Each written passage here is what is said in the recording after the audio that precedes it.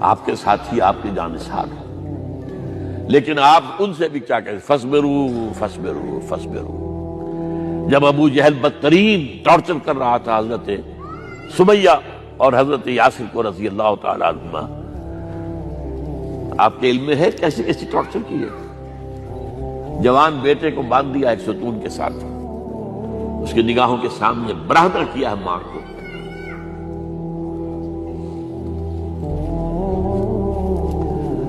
ہاتھ میں ایک مورتی ہے،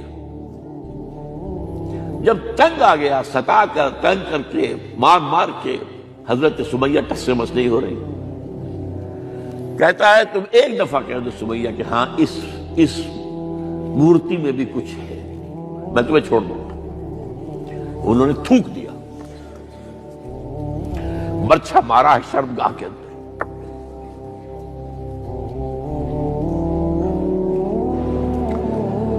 کتنی تکلیف پہنچی ہوگی حضور کو،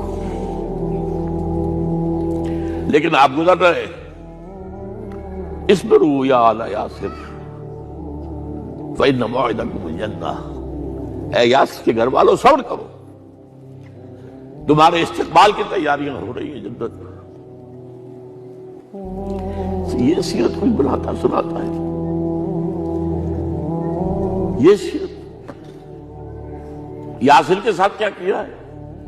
4 اونٹ نر سانڈ، اور ان کے ساتھ رسے باندھ کر ایک رسے سے ان کا ایک بازو باندھا، ایک سے دوسرا بازو، ایک سے ایک ٹانگ دوسرے سے دوسری ٹانگ، انہیں دوڑایا ہے کہ پرکھتے اڑ جیسے قسم کے۔ یہ دین ایسے ہی قائم نہیں ہوا، عدل و انصاف کا نظام ٹھنڈے ٹھنڈے قائم نہیں ہوتا، گھر میں آرام سے بیٹھے ہوئے قائم نہیں ہوتا۔ اور سنیے، 3 برس شیب بنی ہاشم کے تو قید ہے، 3 برس، اور یہاں کی قید پر قیاس نہ کریں، یہاں تو جیل میں کھانے کو ملتا ہے، راشن ملتا ہے، جیسا بھی ملتا تو ہے نا، اور لیڈروں کے لیے تو کلاس 1 لاکھ کلاس ہے، تو ان کا تو لیڈر تو لوگ جب آتے ہیں جیل کاٹ کر معلوم ہوتا ہے کہ شاید کسی صحت افزا مقام سے تشریف لا رہے ہیں۔ وہاں کیا تھا؟ ٹوٹل بائیکاٹ، ایک گھاٹی، ادھر پہاڑ ادھر پہاڑ، دونوں طرف جو ہے پہرے، کوئی کھانے پینے کی چیز اندر نہیں جائے گی، اور پورا خاندان بنی ہاشم، وہ بھی کہ جو ایمان نہیں لائے، وہ قبائلی زندگی تھی نا۔ بنو ہاشم چونکہ حضور کو پشت پناہی چھوڑنے کو تیار نہیں ہوئے، ابو طالب نے آخری وقت تک بھی ساتھ نہیں چھوڑا۔ ہاں، آخری وقت کے قریب ایک بات ہو گئی تھی، ایک مرتبہ تو ہوا کہ وفد آیا ہے قریش کا کہ اپنے بھتیجے کو روک لو، وہ ہمارے معبودوں کی توہین کرتا ہے۔ ابو طالب نے بلایا اور آپ سے کہا کہ یہ کچھ اپنے رویے کو بدلے۔ آپ نے فرمایا چچا جان، اب تو چاہیے میرے ایک ہاتھ پر سورج اور دوسرے پر چاند رکھ دے، میں اپنے اس مشن کو چھوڑ نہیں سکتا۔ یہ ہے استقامت۔ اور ابو طالب کے عین انتقال کے وقت جو معاملہ ہوا، جب وفد آیا ہے کہ ٹھیک ہے اب ہمارا جو ہے صبر کا پیمانہ لبریز ہو گیا ہے، اب ٹھیک ہے آ جاؤ میدان میں، تم بھی ساتھ چھوڑنے کو تیار نہیں ہو۔ ابو طالب نے بلایا اس کو، بھتیجے مجھ پر اتنا بوجھ نہ ڈالو جو میں برداشت نہ کر سکوں۔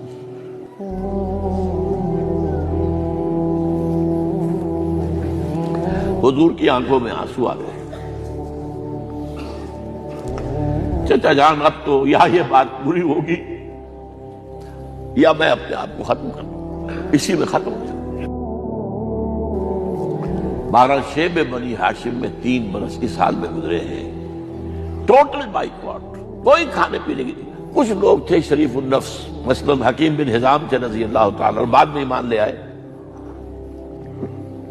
حضرت خدیجہ کے وہ رشتہ دار تھے، وہ پہاڑ پر چڑھ کر ایک طرف سے رات کی تاریکی میں، دونوں دروازے تو بند ہیں، پہاڑ پر چڑھ کر چوٹی سے نیچے اتر کر کوئی چیزیں کھانے پینے کی دے آئے تو دے آئے، بس صلی اللہ علیہ وسلم۔ کوئی اور ایک آدھ ہوگا ایسا۔ یہاں تک نوبت آئی ہے کہ بنی ہاشم کے یہ پھول جیسے بچے معصوم بھوک سے بلبلا رہے ہیں اور اس کے سوا کچھ نہیں ہے کہ سوکھے چمڑے ابال کر اس کا پانی ان کے حلق میں ٹپکا دیا جائے۔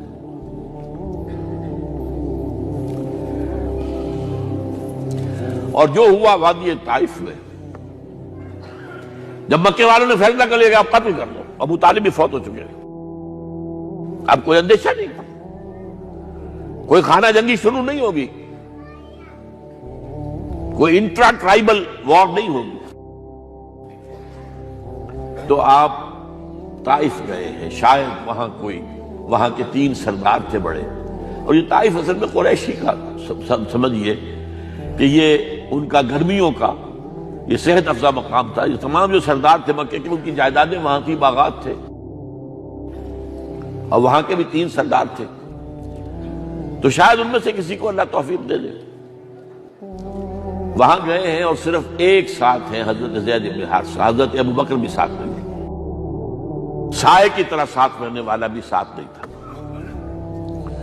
وہاں جا کر جو آپ نے تینوں سے بات کی ہے، تینوں نے وہ باتیں کہی ہیں جو کلیجے کو چیر جائیں۔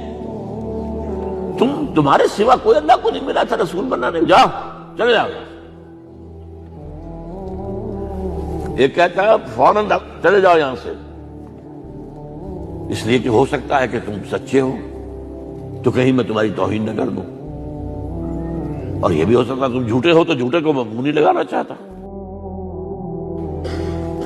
3 دن کی یہ سختی، اور اس میں کیا ہو رہا ہے، اسٹریٹ ارچنز جو کہلاتے ہیں ہمارے یہاں، ٹھوکرے گلیوں کے، انہیں اشارہ کر دیا ذرا ان کی خبر لو، اب وہ پتھراؤ کر رہے ہیں۔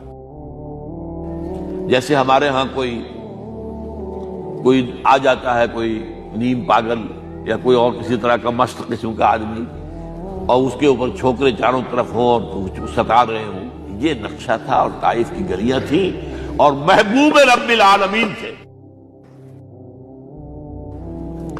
ادھر سے پتھر آ رہے ہیں تو زید بن حارثہ رکاوٹ بن گئے ہیں، لیکن پیچھے سے آ رہے ہیں، وہ کیسے روکیں گے؟ پیچھے جاتے ہیں تو ادھر سے آ رہے ہیں۔ جسم لہو لہان ہے، خون رس رس کر زخموں سے جوتیوں میں آ کے جم گیا ہے۔ پھر وہاں سے آپ نکل کر گئے ہیں، ایک باغ میں تھوڑی سی پناہ لی ہے تھوڑی دیر کے لیے، جوتے بڑی مشکل سے اترے ہیں، خون جمع ہوا، اور وہ جو پھر دعا نکلی ہے آپ کی، وہ کلیجے کو چیر جانے والی ہے۔ اللہم الیک اشکو ضعف قوتی وقلت حیلتی وحوانی علی الناس، اے اللہ تیری جناب میں فریاد لے کر آیا ہوں، اپنی قوت کی کمی کا، اپنے وسائل کی کمی کا، اور لوگوں میں جو رسوائی ہو رہی ہے، الی من تکلنی الی بعید یتجہمنی او الی عدو ملکت امری، مجھے کس کے حوالہ کر دیا ہے؟ مجھے دشمن کے حوالے کر دیا جو چاہے میرے ساتھ کر گزرے۔ فریاد ہے کہ نہیں؟ بڑی زوردار فریاد ہے، بڑی زوردار، لیکن پھر مقام عبدیت کا ظہور ہوتا ہے۔ ان لم یکن علی غضبک فلا ابالی، اے اللہ اگر تو ناراض نہیں ہے، مجھے اندیشہ یہ ہو گیا کہ کہیں تو ناراض تو نہیں ہو گیا ہے، کہیں تو نے میرا ساتھ تو نہیں چھوڑ دیا ہے۔ اگر تو ناراض نہیں ہے تو مجھے کوئی پرواہ نہیں، جو ہو سو سر تسلیم خم ہے جو مزاج یار میں آئے۔ واپس آئے ہیں تو مکے میں داخل نہیں ہو سکتے تھے، وہاں تو قتل کا فیصلہ ہو چکا ہے۔ باہر ہی آپ نے ڈیرا لگایا، زید بن حارثہ کو بھیجا، فلاں شخص کے پاس جاؤ کہ تم اگر امان میں لے لو محمد کو تو محمد آ جائیں، میں تو میری یہ پوزیشن نہیں ہے، میں قریش کے مقابلے میں امان نہیں دے سکتا۔ دوسرے کے پاس بھیجا، اس نے بھی کچھ ایسے جواب دے دیا۔ تیسرے کے پاس جب گئے حضرت زید، مطعم بن عدی، اس نے کہا ٹھیک ہے میں امان دیتا ہوں محمد کو، وہ آ جائے مکے میں۔ حضور سے آگے کہا، حضور نے فرمایا نہیں جا کر کہو، آ کر لے کر جا۔ کیوں؟ کیا پتا اچانک جو ہے میرے داخل ہوتے ہی کوئی مجھ پر حملہ کرے، قتل کر دے۔ وہ تو یہ کہہ سکے کہ ہمیں کیا پتا تھا کہ مطعم نے جو ہے امان دی ہے، I never knew it۔ اب یہ قبیلے کے اندر یہ ہوتا تھا کہ ایک نے امان دے دی، سب کی طرف سے امان، لہذا حضور نے فرمایا آ کر لے کر جاؤ۔ وہ اپنے 6 بیٹوں کو ہتھیار سجا کر لے کر آیا ہے اور پھر لے کر گیا حضور کو، کہتا ہوا گزر رہا ہے راستے میں، لوگوں سن لو محمد میری امان میں ہے صلی اللہ علیہ وسلم۔ اس لیے آپ کو مکے کے اندر پھر 2-2.5 سال مزید رہنے کا موقع ملا ہے، اور اتنا بڑا احسان آپ نے مانا پھر مطعم بن عدی کا کہ غزوہ بدر میں جب 70 اسیر تھے قریش کے حضور کے پاس، تو آپ نے فرمایا تھا کہ اگر آج مطعم زندہ ہوتا اور وہ سفارش کرتا تو میں ان سب کو چھوڑ دیتا بغیر کسی فدیے کے۔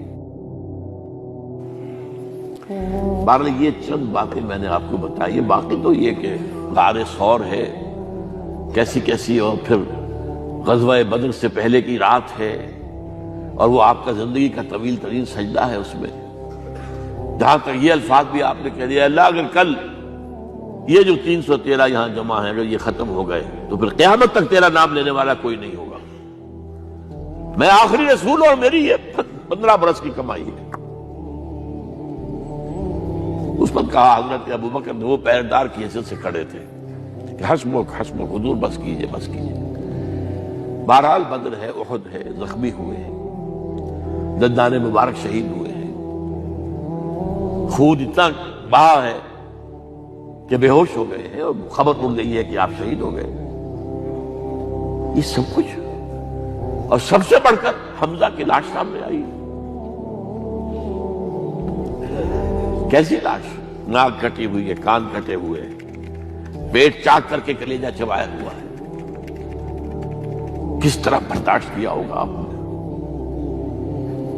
اپنے اوپر تاری کر کے دیکھیں، یہ حمزہ کون ہے؟ چچا ہے، دودھ شریک بھائی ہے، خالہ داد بھائی ہے، ساتھ کا کھیلا ہوا ہمجولی ہے، اور اس کی لاش ہے۔ جو قلب اطہر پر بیت رہی تھی وہ مدینے میں آ کر ایک ہمارا ماحول بدلا ہوا تھا، تب وہ بات سامنے آ گئی۔ جب آپ مدینے واپس تشریف لائے ہیں تو ظاہر بات ہے کہ زیادہ انصار کے لوگ تھے جو شہید ہوئے تھے۔ بدر میں مہاجرین تو میرے خیال ہے 1/4 تھے نمبر کے اندر، 3/4 تو انصاری تھے۔ اسی طریقے سے احد کے اندر معاملہ ہے، تو مختلف گھروں سے عورتوں کے بین کرنے کی آوازیں آ رہی تھی، اس لیے کہ اس وقت تک بین کرنا حرام نہیں قرار دیا گیا تھا، ممنوع نہیں تھا۔ آوازیں سن کر حضور کی زبان مبارک سے نکل گیا اما حمزہ تو فلا بواکی لہو، ہائے حمزہ کے لیے تو کوئی رونے والی بھی نہیں ہے۔